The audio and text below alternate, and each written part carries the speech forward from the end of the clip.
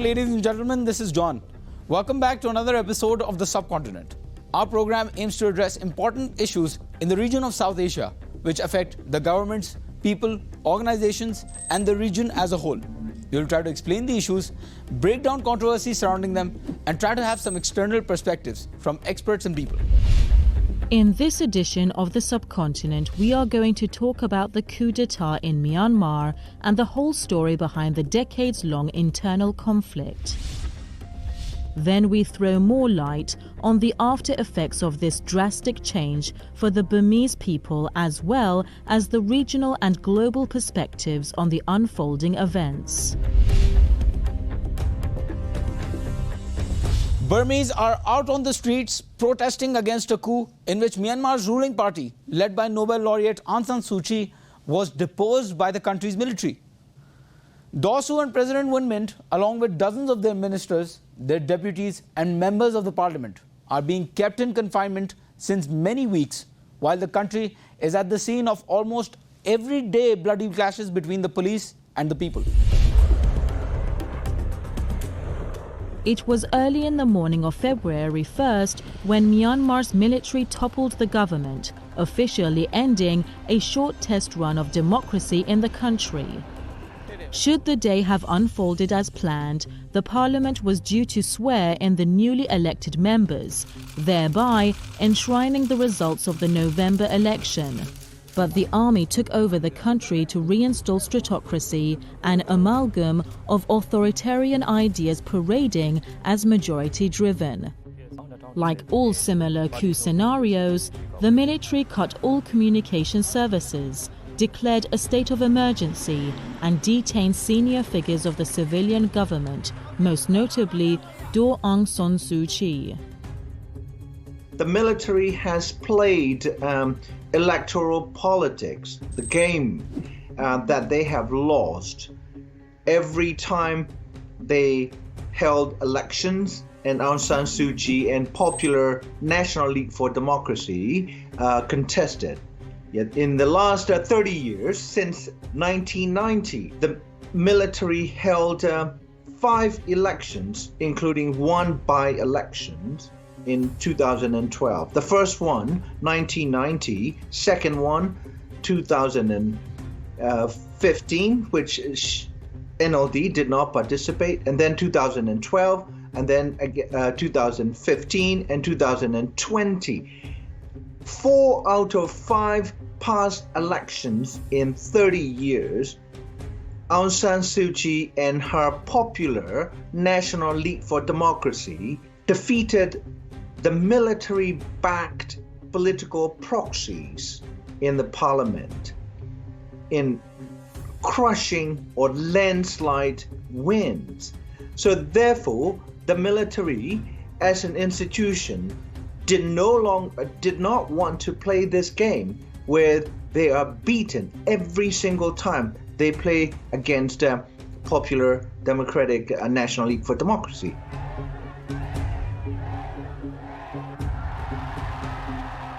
The celebrity activist became the first elected head of state following about 20 years of opposition against the military junta, most of it in house arrest. She is the youngest daughter of Aung San, the father of modern-day Myanmar. He was the man who founded the new Burmese army. The dethroned ruling party was supposed to be Myanmar's comeback to the democratic world after over half a century beset with political instability, especially since 1948 when it declared independence from Britain. About a decade ago, the country's military rulers felt they needed a more democratic look for better interaction with the international community.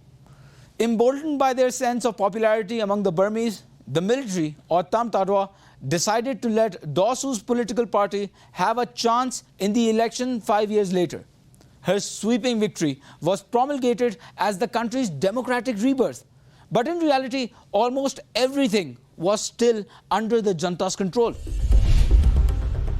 Via Myanmar's military apparatus had made sure that key areas of power remain under its well-established reach, but the coup has revealed that Aung San Suu Kyi's wild popularity was still frightening for them.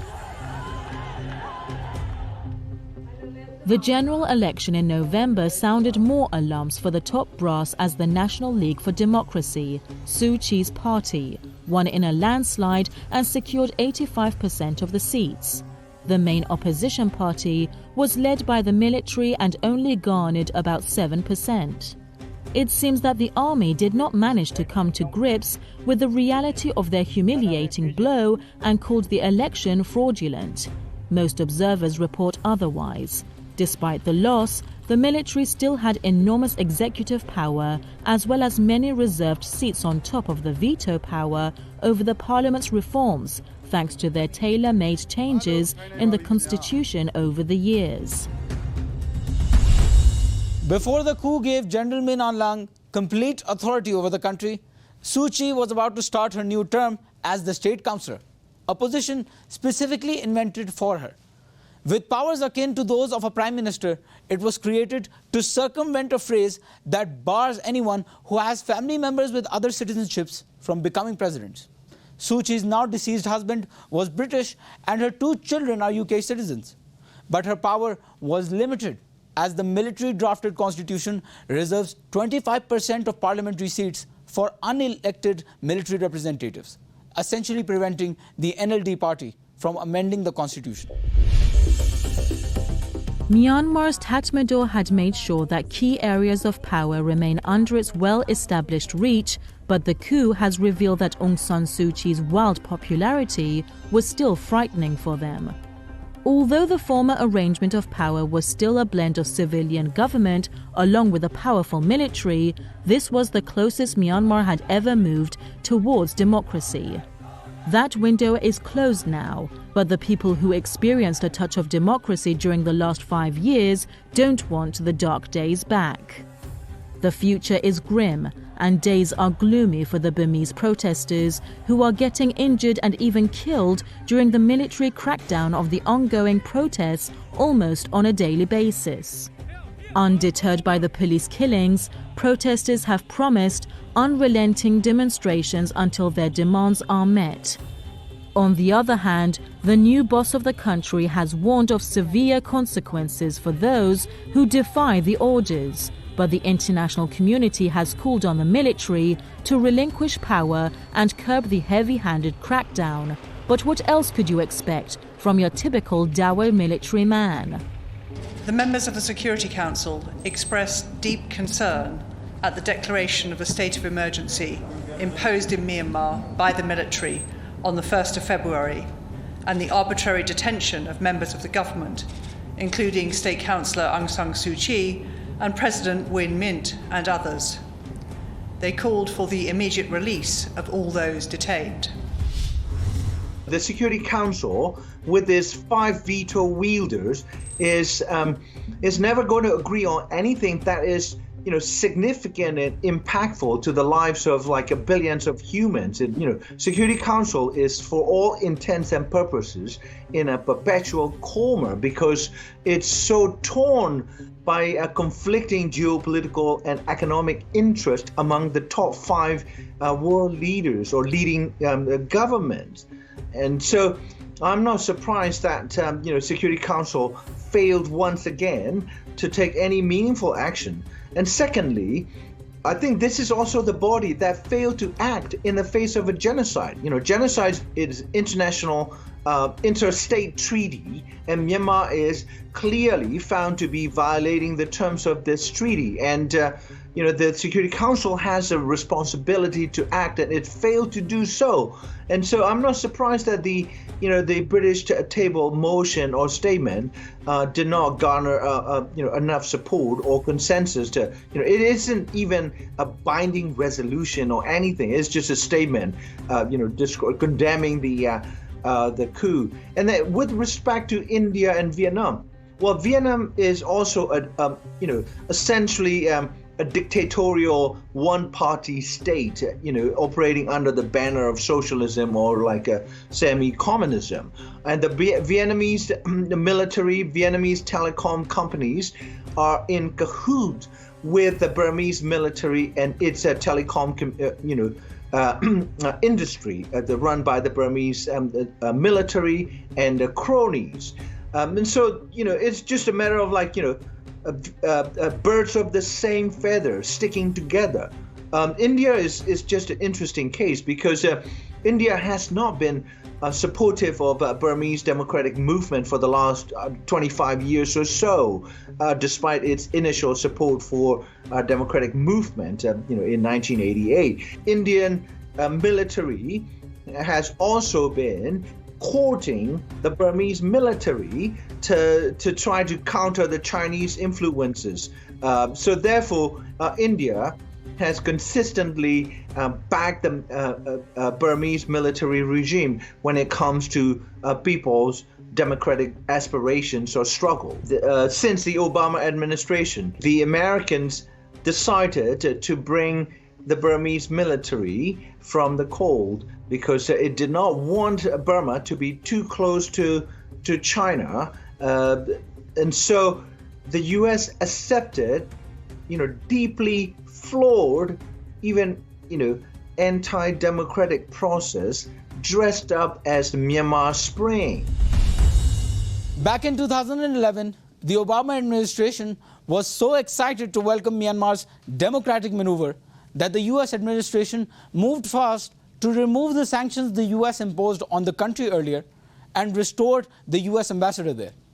Barack Obama even paid a visit to Daw Soo's house in Yangon, where she had spent many years of detention. Now, the State Department has expressed support for the protesters, but what does it mean for their bilateral relations? Any adversarial move by the Biden administration would potentially push Myanmar to Beijing's orbit, which has described the coup as a major cabinet reshuffle. When Suu Kyi finally made some sort of arrangement with the military and took power, she did not seem to be the same activist she was known and won a Nobel Award for. She was the actual top decision maker on many fundamental areas, including economy, healthcare and education. However, not only she failed to end the country's drawn-out civil wars or recast Myanmar as a multicultural society, but also she sided with the executioners and denied the facts about the systematic genocide of Rohingya people by the military.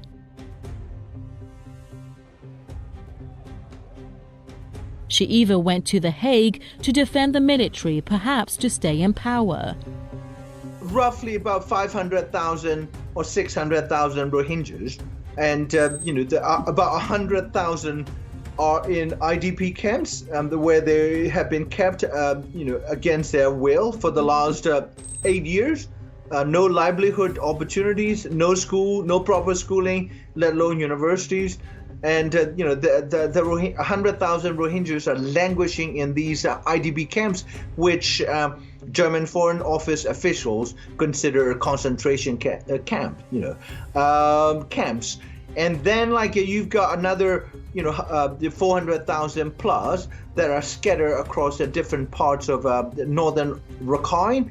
And they are in open prison camps from where they cannot leave. They can't move from one city to another. They cannot migrate, legally. And so I think their situation remains rather dire. And with the release of ex-genocidal nationalist Rakhines, a lot of Rohingyas fear that they may be scapegoated again for another round of violence. Her newly recognized support for the military junta don't seem to be helping her now, but it may keep bothering her conscience, together with those of all members of the board that gave her the Nobel Prize. She may have started as the country's heroine of democracy, but this seems like one of those narratives whose protagonist passes the grey area and becomes a villain as soon as she or he gets to power. All right, now to have more insight and analysis, we are joined by Mr. Nasan Lin, who's a coordinator at the Free Rohingya Coalition from Frankfurt. Mr. Lin, welcome to this show again. So, what led to the military coup in Myanmar? Was it expected? Yeah, we know that this will happen after the election because military-backed proxy party lost in the election, and the ruling party have got a landslide victory. So it is very simple. The military chief, Myanmar Online, he has the personal invasion that he wants to become the president of the country, and he's going to retire in a few months. So he thought that his Prousy party will win in the election and he will become the president. But when his Prousy party lost in the election, he was just accusing there is irregularity in the border list and there is the electoral fraud. Those all are the lame excuse. And finally, he said, they detained the Aung San Suu Kyi and the president and also the political activists and the parliament member, and successfully coup the power. So it is not the first time in Myanmar. It is third time since 1962. Only 5 years from between 1962 to 2021. Only 5 years the civilian government ruled the country, but the civilian government didn't have the full power, but military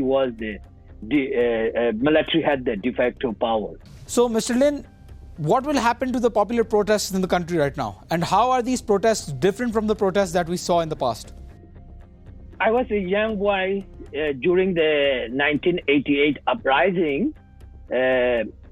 But if I have to compare with this 88 uprising and the now 2021, so now they have the curfew. They cannot assembly, they cannot gather more than 5 people, but they are still on. They take to the street and protesting. 10,000 of people, maybe across the country. A few million people are every day, they are marching to somewhere and protesting this military. So I think, even the curfew cannot stop these people. So they are organizing the protests. The protests are increasing day by day. And this is also not going the pressure because, in the beginning, the military charged the Aung San Suu Kyi with the, export-import law. Now they added another, the national disaster law, and, the president also. So they are not going to release. They are arresting the people every day. So they are not going to release. So what we need is a strong international pressure. Like, the US already imposed the sanction, but most of the people from Myanmar, they are asking the US military intervention. Mr. Lin, before moving ahead, let's just please take a look at how the global media has covered this issue, and then we can come back. A big concern is whether there will be violence or a public backlash against the military. Anticipating the coup, Suu Kyi, in a prepared statement, called for non-violent opposition, but the country is like a tinderbox and a small incident could lead to conflagration. As important, there's every possibility that ongoing conflicts against ethnic armed groups could escalate. The crackdown on any dissent will undoubtedly extend to border states that are dominated by ethnic minorities, raising the risk of intensified conflict. The UN Security Council, China, the European Union and the United States, among others, have urged the Association of Southeast Asian Nations ASEAN regional grouping to help mediate in the crisis. The Indonesian plan also calls for ASEAN to facilitate dialogue between the junta and protesters, according to 2 officials and a third source familiar with it. Indonesia is pushing Southeast Asian neighbors to agree on an action plan over Myanmar's coup that would keep the junta to its promise of holding elections, with monitors to ensure they are fair and inclusive. The takeover, coming against the backdrop of a deepening US-China rivalry, pits the foreign policy strategies of the two powers against each other, and it thrusts Myanmar on the front lines of an increasingly tense geopolitical competition for global leadership. The US has framed its approach to Myanmar as a push for democracy and human rights.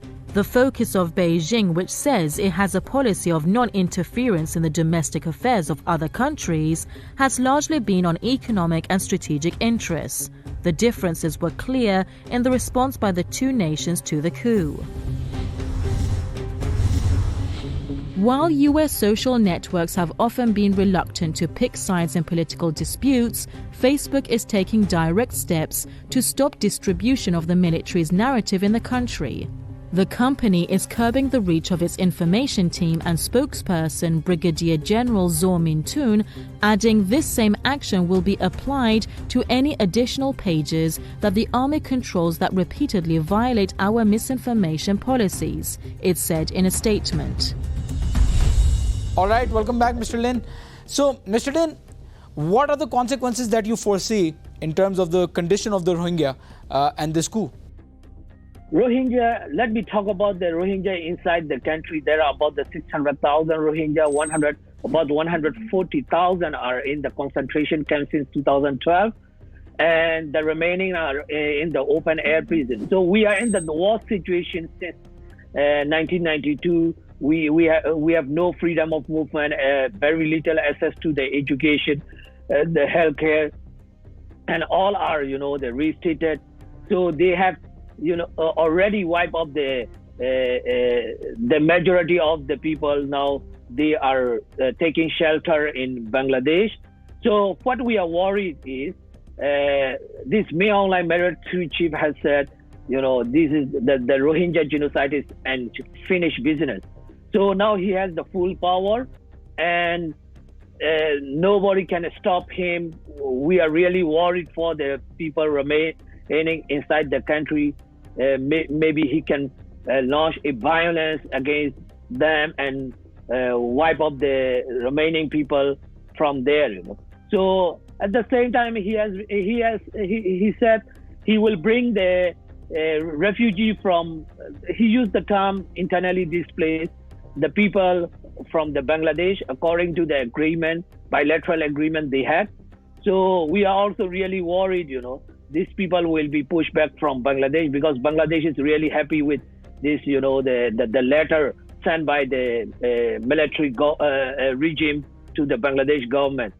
So we are really worried, these people will be repatriated without citizenship, protection, and ethnic rights, and the right to return to the original villages. All right, thank you so much, Mr. Lin, for being with us on our show. Unfortunately, that marks the end of our question and answer session. Viewers, many people have voiced their opinions on cyberspace and social media. Let's just take a quick look. Matthew Tostavin tries to reflect the mass anti-coup demonstrations in Yangon, Myanmar.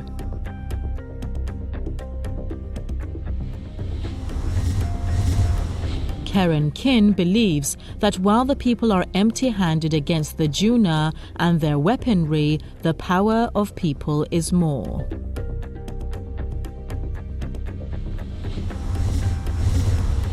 Kenneth Roth refers to the deployment of an infantry division by the junta to defend the coup. He also mentions that according to the UN rapporteur, the division is responsible for the atrocities against the Rohingya. Although Muhammad Pokravan supports the movement against the junta, he criticizes the mainstream of the Democrats for being silent on the Rohingya issue, and he believes such a democracy won't last long and it's natural. And that was our episode covering the coup d'etat in Myanmar and the whole story behind the decades-long internal conflict. To watch bits of our episodes and for more updates, follow us on our social media platforms, and please make sure to give us feedback about what you think. We'll meet the same time, same day next week. Thanks for watching.